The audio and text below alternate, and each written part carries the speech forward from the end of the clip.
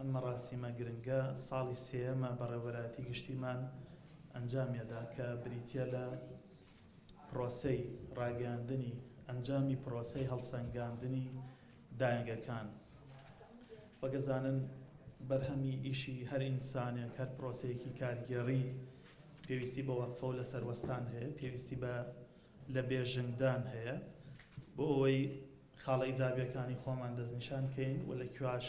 لاوازین خۆمان پەرە پێ بدەین. لە سنووری پارێزگای سلێمانی 84 داهێنگە هەیە، حکومی و ناحکومی.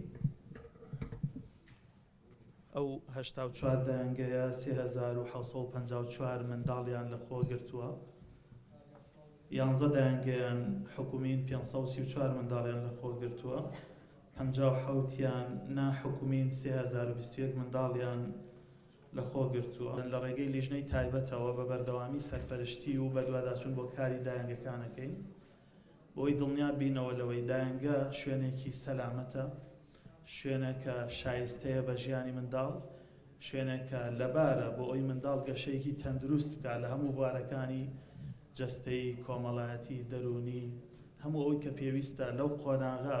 بۆ منداڵێک ئەنجام بدرێ